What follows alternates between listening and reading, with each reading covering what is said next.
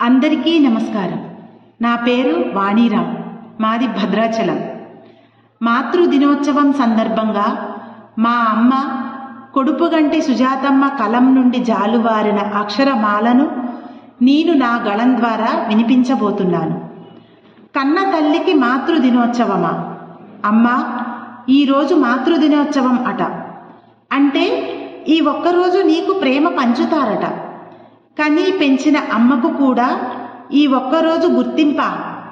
అణువంత బీజానికి ఊపిరందించి బతుకునిచ్చి బతకడం నేర్పి ప్రపంచానికి పరిచయం చేసిన జననికి ఈ ఒక్కరోజు విలువ ఇస్తారట. కన్న పిల్లలు రెక్కలొచ్చి ఎగిరిపోయినా తల్లి మాత్రం గూడు వదలదు.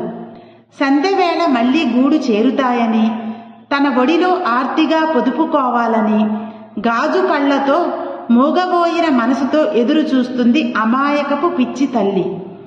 నెత్తుటి ముద్దగా అమ్మ గర్భగుడిలో రూపుదిద్దుకున్న ఇప్పటి నీ ఆకారం నీ తల్లి పెట్టిన భిక్ష. ప్రతిరోజు నీ మనసులో పాదాలనంటి రుణం తీర్చుకో.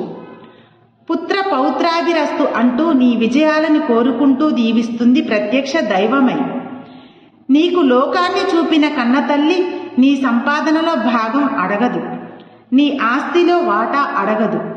గుప్పెడు మెతుకులు, ఏ సిరులకు అందని అత్యంత అపురూపమైన చిటికడు ప్రేమ మాత్రమే ఆశిస్తుంది.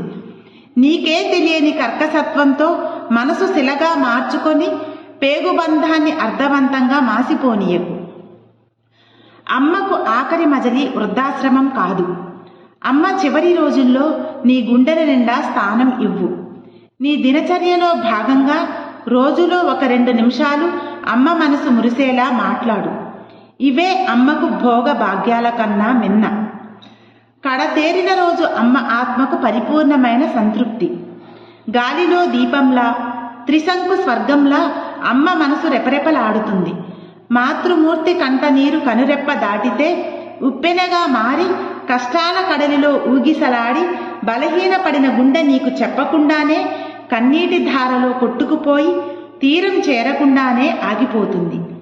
అప్పుడు నువ్వు గుండెలు పగిలేలా ఏడ్చినా నీకు అమ్మ చివరి మాట భాగ్యం కూడా ఉండదేమో.